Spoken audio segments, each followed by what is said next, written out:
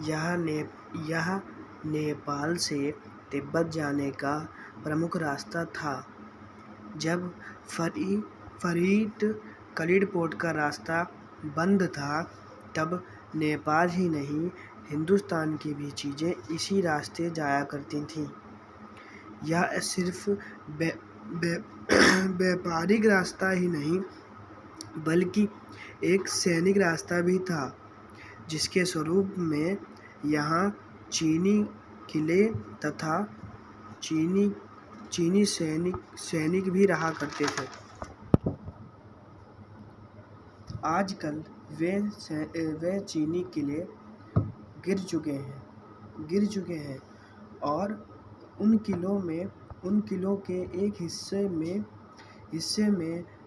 किसानों ने उनके विश्राम की जगह बना ली है। वहीं पे एक किला था जहाँ पर लेखक चाय पीने के लिए रुका। तिब्बत में यात्रियों के लिए थोड़ी आरामें और कुछ तकलीफ भी थी। आराम यह थी कि वहाँ जातिवाद पर कोई भी विरोध नहीं होते थे। वहाँ छुआछूत का कोई मतलब नहीं था। यहाँ औरतें पर्दा भी नहीं करती थीं। और तो और यहाँ पर तकलीफ़ें यह थी कि यहाँ पर निर्धन भिखमंगों को घर के अंदर जाने की इजाज़त नहीं थी, क्योंकि वहाँ के लोगों को चोरी का डर लगा रहता था।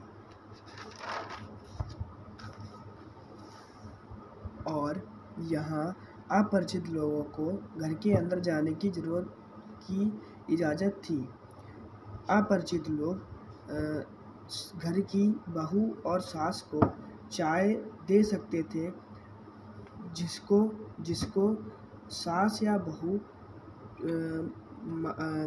बहू चाय में मक्खन डालकर पकाकर एक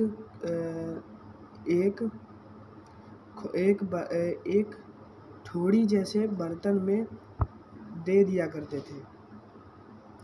अगर किसी को लगता कि चाय में मक्खन भरपूर नहीं पड़ा है, तो वह खुद जाकर चाय मथ सकता था।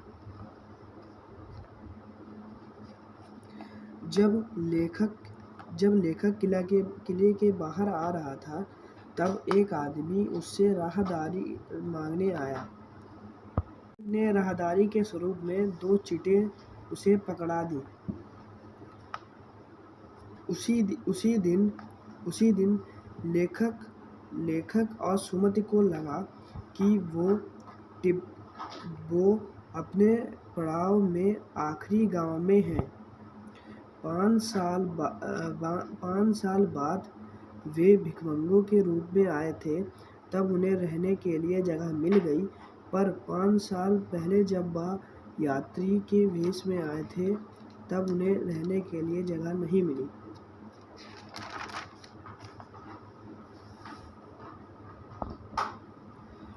अब उन्हें डांडे पर चलना था,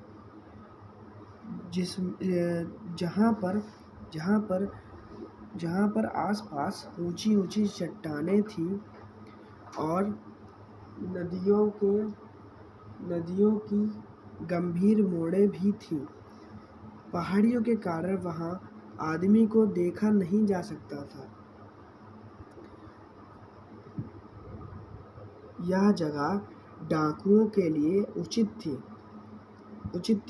यहाँ पर आने वालों के अक्सर खून हुआ करते थे और अपराधियों को सजा भी मिल सकती थी।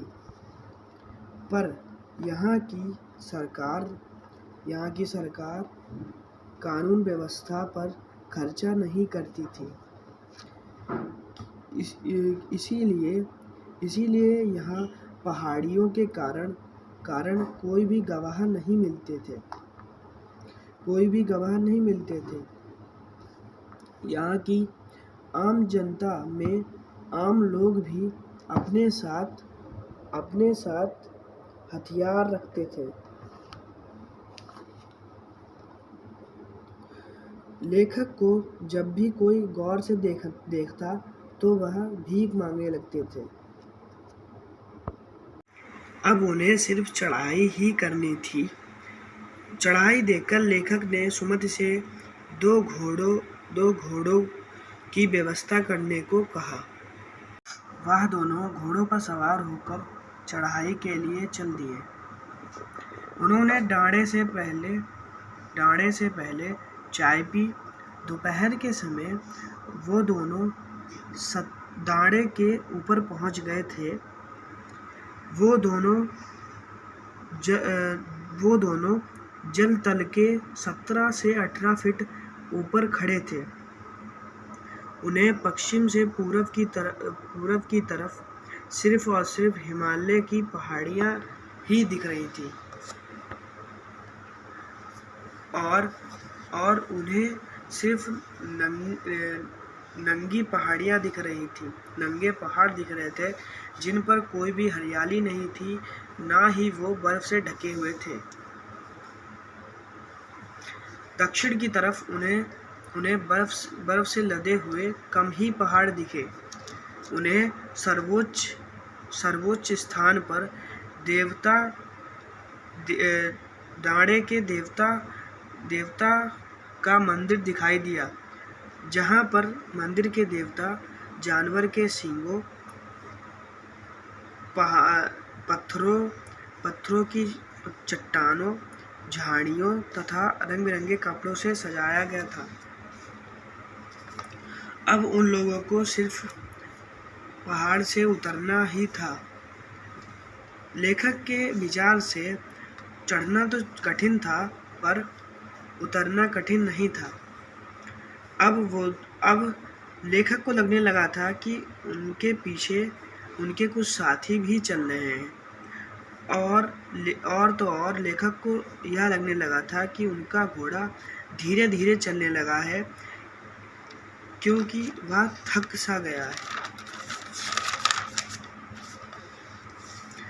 धीरे धीरे लेखक अपने साथियों से पिछड़ गया। लेखक जब भी अपने घोड़े को जोर देता, वह और उदास हो जाता। लेखक को समझ नहीं आता था उसका घोड़ा आगे चल रहा है या पीछे।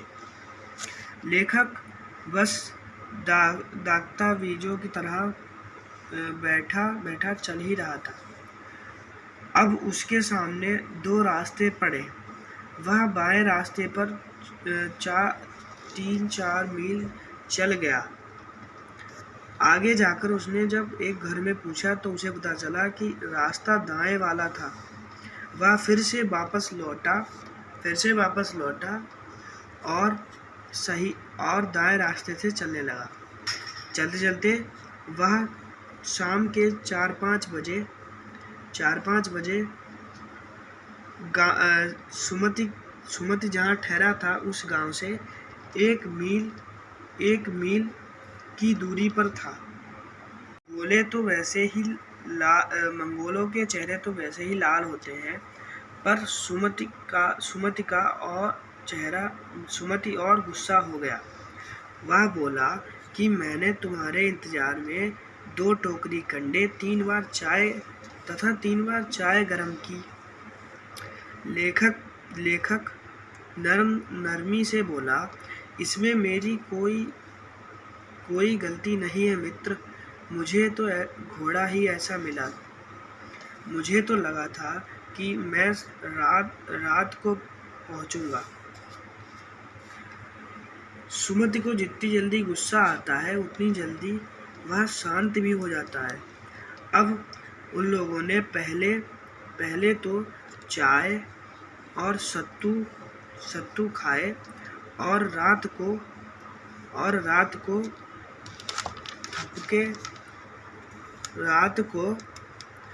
को थुकपा पिया। अब वे मैदान पहाड़ियों से घिरे एक मैदान में थे। उस मैदान में एक छोटी सी पहाड़ी भी थी। उस पहाड़ी को टिड्री समादगिरी के नाम से भी जाना जाता है। सुमति के वहाँ आसपास के गांव में बहुत सारे यजमान थे। सुमति के पास गंडे हुआ करते थे। वह खत्म नहीं हो सकते थे क्योंकि लगभग से लाए हुए कपड़ों से वे नए गंडे बना लिया करते थे। सुमति अब अपने यजमानों के पास जाना चाहते थे, पर लेखक ने सोचा कि सुमति अगर गए तो कम से कम 1 हफ्ता लगाएंगे। इसलिए उसने कहा कि जहाँ हम लोग ठहरेंगे तुम वहाँ ज़्यादा गंडे बांट लेना, पर आसपास के गांव में मत जाना। इसके लिए मैं तुम्हें लहासा पहुंचकर रुपए भी दूंगा। सुमति ने स्वीकार कर लिया। दूसरे दिन वो लोग भरिया ढूंढने लगे, पर उन्हें कोई भी भरिया नहीं मिला।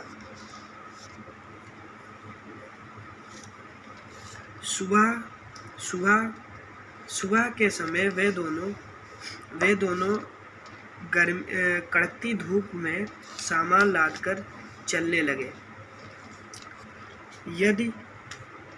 कड़कती धूप में यदि वे मोटा सा कपड़ा अपने चेहरे के समीप लाते तो जैसे गर्मी चली ही जाती।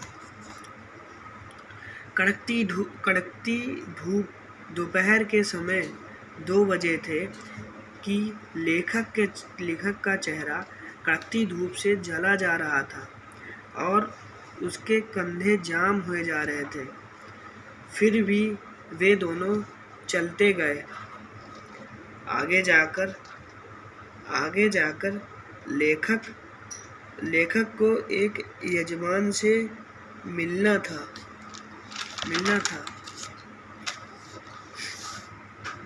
सुमति ने मिलने आने का बहाना बनाकर शेखर बिहार चलने को कहा। की जमीन हिस्सों में बटी थी। हर एक हिस्सा एक जागीरदार को जाता था। वहाँ के जागीरदारों का छोटा सा हिस्सा बिहारों के पास भी था। जागीरदार अपनी ज़मीन पर खेती खुद करवाया करते थे। वह एक भिक्षु को भेजा करते थे जो कि मजदूरों का ख्याल रखता था, उन्हें देखता था, उनसे काम कराया करता था और देखता था कि वे काम ढंग से करते हैं या नहीं। मजदूरों के लिए वह भिक्षु राजा के समान था। शेखर का मुखिया लेखक को बड़े प्यार से मिला। लेखक की उस समय ऐसी हालत नहीं थी कि वह परवाह करता। और तो और तिब्बत में एक बहुत ही अच्छा मंदिर भी था। उस मंदिर में कंजूर के हस्तलिखित 103 पोथियां भी हैं। लेखक का आसन वही लगा। उसके हिसाब से एक पोथी 15 से 15 शेर की थी। लेखक जब किताबों के अंदर था तब सुमति आया और उसने एक यजमान से मिलने के लिए कहा। जैसा कि बताया कि लेखक किताब के अंदर था, उसने सुमति को जाने के लिए इजाज़त दे दी।